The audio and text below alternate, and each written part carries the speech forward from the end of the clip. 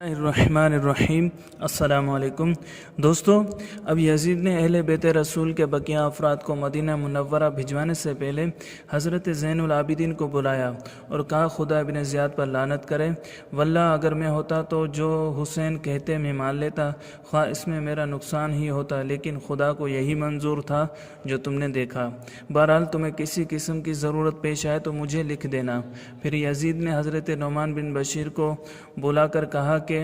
ان کو ضروری سامان سفر اور شریف قسم کے حفاظتی دستے کے ساتھ بحفاظت تمام مدینہ پہنچا دو۔ انہوں نے اس خدمت کو طیب خاطر قبول کیا اور بڑے ادب و احترام اور انتہائی راحت و آرام کے ساتھ مدینہ پہنچایا۔ مقدرات اہل بیت کے پاکیزہ قلوب ان کے اس شریفانہ سلوک اور حسن خدمت سے بہت متاثر ہوئے اور چاہا کہ حسن سلوک کا ان کو کچھ صلہ دیا جائے۔ چنانچہ حضرت زینب اور حضرت فاطمہ نے سونے کے وہ زیورات جو ان کو یزید نے ان کے زیورات کے بدلے میں دیے تھے ان کے پاس بھیجے اور زبانی کہلا بھیجا کہ اس وقت ہم معذور ہیں، ہمارے پاس ان کے سوا اور کچھ نہیں، یہ تمہارے حسن سلوک کا شکرانہ اور صلہ ہے، اس کو قبول کر لو۔ حضرت نعمان بن بشیر نے زیورات ان کو واپس کر دیا اور کہا خدا کی قسم، ہم نے دنیاوی منفعت کے لیے یہ خدمت نہیں کی بلکہ خدا کی خوشنودی حاصل کرنے اور رسول اللہ صلی اللہ علیہ وسلم کی قرابت کی وجہ سے کی ہے۔ علامہ ابو اسحاق اسفرائینی اپنی کتاب نور العین فی مشاہد الحسین میں نقل فرماتے ہیں کہ جب قافلہ دمشق سے مدینہ منورہ کے لیے روانہ ہوا تو راستے میں اہل بیت رسول نے حضرت نعمان سے کہا کہ ہماری یہ آرزو ہے کہ ہمیں براستہ کربلا لے چلیں تاکہ ہم دیکھیں کہ ہمارے عزیزوں کی لاشیں اسی طرح بے گور و کفن پڑی ہیں یا کسی نے دفن کر دیں۔ انہوں نے یہ بات مان لی، چنانچہ یہ قافلہ ماہ صفر کی 20 تاریخ کو کربلا پہنچا۔ اس دن حضرت امام کی شہادت کو 40 روز گزر چکے تھے۔ جب ان بیویوں نے پھر اسی مقام کو دیکھا جہاں ان کو پانی کے ایک ایک بوند کے لیے ترسایا گیا تھا۔ سیدہ زینب فرما رہی تھی، یہاں ہمارے خیمے تھے، یہاں ہمارے جانور باندھے گئے تھے، یہاں ہمارے جانوروں کے کجاوے رکھے گئے تھے۔ پھر بھرائی ہوئی آواز میں فرمایا، یہاں بھائی عباس کٹے پھٹے لیٹے تھے، یہاں میرا علی اکبر خاک و خون میں آلودہ سو گیا تھا، یہاں میرا معصوم اصغر، میرا جوان قاسم، میرے اون و محمد کے بے سر جسم پڑے تھے۔ اور پھر اپنے پیارے بھائی سیدنا امام حسین کا نام لیتے ہی ان کی چیخیں نکل گئیں۔ امام کی قبر انور پر اپنا منہ رکھ کے سیدہ نے سلام کہا اور اس درد سے روئیں کہ روتے روتے بے حال ہو گئیں۔ سب قافلے والوں کی رونے کی صدائیں بلند ہوئیں، ایک قیامت قائم ہو گئی تھی۔ بیویوں نے اپنے عزیزوں اور سید الشہداء کی قبروں پر جن الفاظ میں اپنی قلبی جذبات کا اظہار کیا ہوگا وہ کون بیان کر سکتا ہے۔ ایک رات ان سب نے وہاں فاتحہ خوانی اور ذکر و تلاوت میں گزاری۔ بوقت رخصت سیدہ زینب اپنے بھائی کو ایک بار پھر الوداع کہنے ان کی قبر پر آئیں، روتے ہوئے الوداع کہا۔ مدینہ منورہ میں واقع کربلا کی خبریں پہنچ چکی تھیں اور جب یہ ستم رسیدہ قافلہ شہر میں داخل ہوا تو اس قافلے کو دیکھنے کے لیے تمام اہل مدینہ اور ام المومنین حضرت ام سلمہ اور حضرت محمد بن حنفیہ اپنے گھروں سے نکل پڑے۔ حضرت ام لقمان بنت عقیل بن ابی طالب اپنے خاندان کی عورتوں کے ساتھ روتی ہوئی نکلی اور کہتی تھیں، لوگوں کیا جواب دو گے جب نبی صلی اللہ علیہ وسلم تم سے پوچھیں گے کہ تم نے نبی آخر الزماں کی آخری امت ہو کر میری اطرت اور میرے اہل بیت کے ساتھ میرے بعد کیا سلوک کیا؟ ان میں سے کچھ قیدی بنائے گئے اور کچھ خاک و خون میں تڑپائے گئے۔ کیا میرے وعظ و نصیحت کی یہ جزا تھی کہ میرے قرابت کے ساتھ برائی کرو؟ ام المومنین حضرت ام سلمہ نے فرمایا، جن لوگوں نے اولاد رسول کے ساتھ ایسا سلوک کیا ہے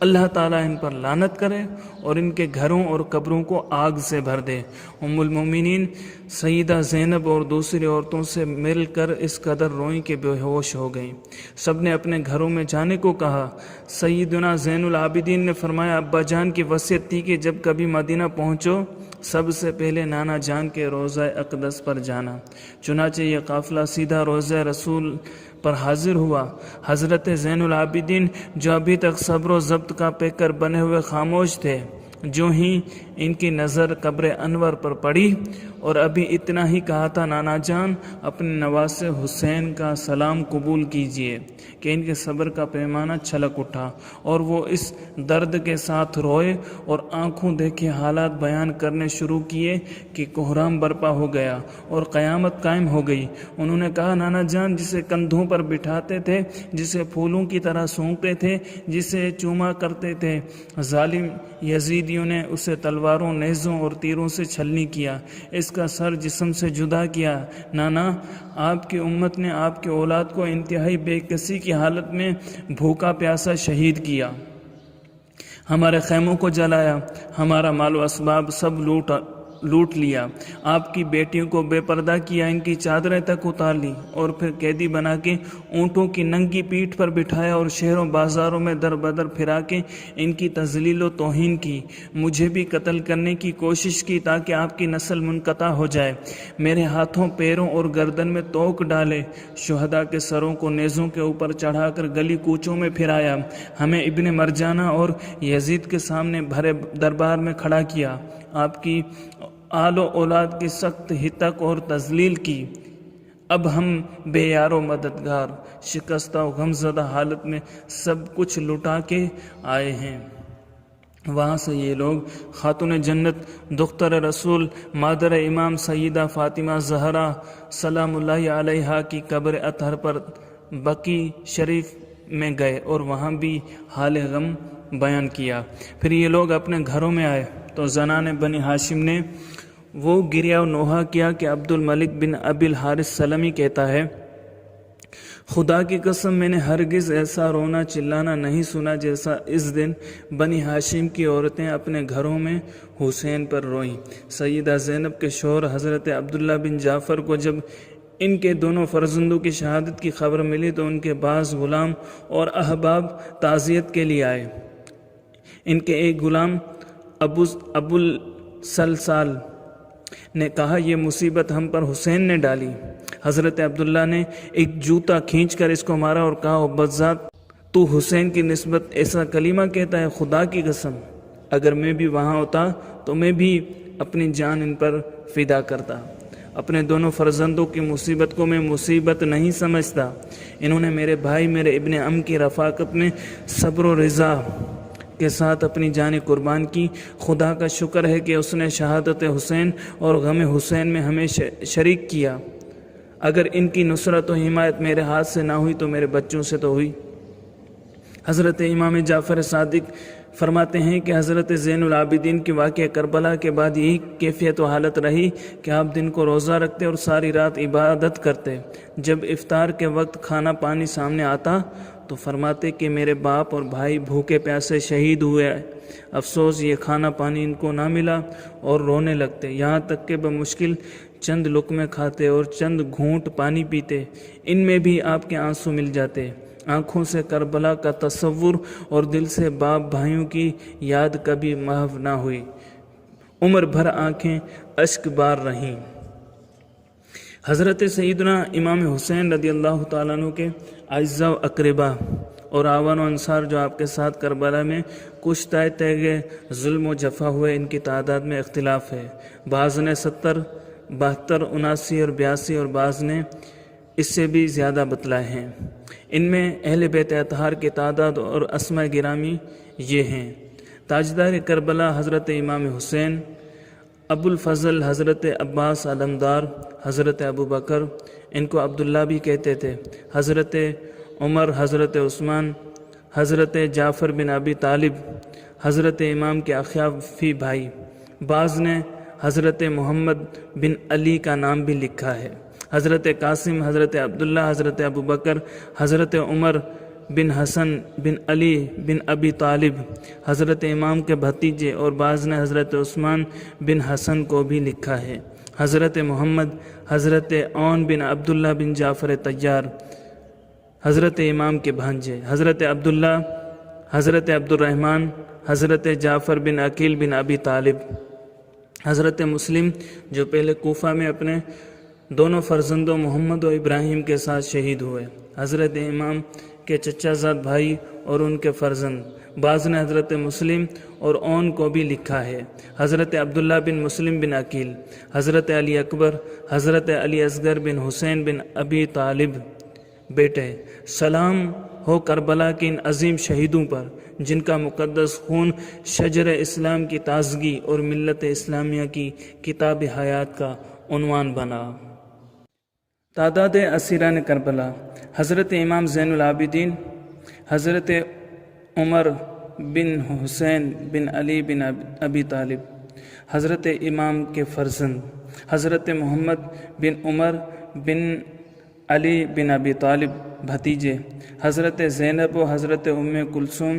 بنت علی بن ابی طالب بہنیں، حضرت فاطمہ و حضرت سکینہ بنت حسین بن علی بن ابی طالب بیٹیاں، حضرت شہربانو بنت یزدجر بن شہریار جو شاہ فارس کسریٰ کی پوتی تھیں بیوی، حضرت رباب بنت امراء القیس بن عدی، حضرت امام رضی اللہ تعالیٰ عنہ کی زوجہ محترمہ حضرت رباب جو حضرت سکینہ کی والدہ ہیں۔ حضرت امام ان سے بہت محبت رکھتے تھے، چنانچہ حضرت سکینہ فرمایا کرتی تھیں کہ ایک مرتبہ میرے چچا حضرت امام حسن میری والدہ کے معاملے میں میرے والد حضرت حسین پر خفا ہوئے تو میرے والد نے ان سے کہا، تمہاری جان کی قسم میں اس گھر کو بھی محبوب رکھتا ہوں جس میں سکینہ اور رباب ہوں، میں ان دونوں کو محبوب رکھتا ہوں اور ان پر اپنا سارا مال خرچ کرتا ہوں، اور کسی ملامت و عتاب کرنے والے کا عتاب و ملامت میرے نزدیک عتاب نہیں ہے۔ یزیدی مقتولین کی تعداد: اگرچہ طبری اور ابن اسیر میں ان کی تعداد 88 لکھی ہے، مگر یہ روایت صحیح نہیں معلوم ہوتی، اس لیے کہ مختصر طبری میں نہایت وثوق کے ساتھ لکھا ہے کہ مخالفین کے سینکڑوں قتل ہوئے۔ ایک حضرت حر نے ہی پہلے حملے میں 40 یزیدیوں کو مارا، اسی طرح دوسرے ہاشمی جوانوں اور فاتح خیبر کے شیر دل بہادروں اور مظہر ہمت و جرت رسول راکب دوش پیغمبر صلی اللہ علیہ وسلم حضرت امام حسین نے سینکڑوں ملعونوں کو واصل جہنم کیا۔ حضرت امام حسین کے سر انور کے مدفن میں اختلاف ہے۔ علامہ قرطبی اور شاہ عبدالعزیز محدث دہلوی فرماتے ہیں کہ یزید نے اسیران کربلا اور سر انور کو مدینہ طیبہ روانہ کیا، اور مدینہ طیبہ میں سر انور کی تجہیز و تکفین کے بعد حضرت سیدہ فاطمہ زہرا یا حضرت امام حسن کے پہلو میں دفن کر دیا گیا۔ امامیہ کہتے ہیں کہ اسیران کربلا نے 40 روز کے بعد کربلا میں آ کر جسد مبارک سے ملا کر دفن کیا۔ بعض کہتے ہیں کہ یزید نے حکم دیا تھا کہ حسین کے سر کو شہروں میں پھراؤ۔ پھرانے والے جب اسقلان پہنچے تو وہاں کے امیر نے ان سے لے کر دفن کر دیا۔ جب اسقلان پر فرنگیوں کا غلبہ ہوا تو طلائع بن رزیق، جس کو صالح کہتے ہیں، نائب مصر نے 30,000 دینار دے کر فرنگیوں سے سر انور لینے کی اجازت حاصل کی، اور ننگے پیر وہاں سے ماں اپنے سپاہ و خدام کے مورخہ 8 جمادی الاخر 548 سنہ ہجری بروز اتوار مصر میں لایا۔ اس وقت بھی سر انور کا خون تازہ تھا اور اس سے مشک کی سی خوشبو آتی تھی۔ پھر اس نے سبز حریر کی تھیلی میں آبنوس کی کرسی پر رکھ کر اس کے ہم وزن مشک و عنبر اور خوشبو اس کے نیچے اور ارد گرد رکھوا کر اس پر مشہد حسینی بنوایا۔ چنانچہ قریب خان خلیلی کے مشہد حسینی مشہور ہے۔ شیخ شہاب الدین بن عطلبی حنفی فرماتے ہیں کہ میں نے مشہد میں سر مبارک کی زیارت کی، مگر اس میں متردد ہوا اور متوقف تھا کہ مبارک اس مقام پر ہے یا نہیں۔ اچانک مجھ کو نیند آ گئی۔ میں نے خواب میں دیکھا کہ ایک شخص بصورت نقیب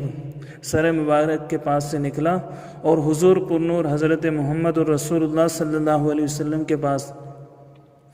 حجرہ نبویہ میں گیا اور جا کر عرض کیا، یا رسول اللہ،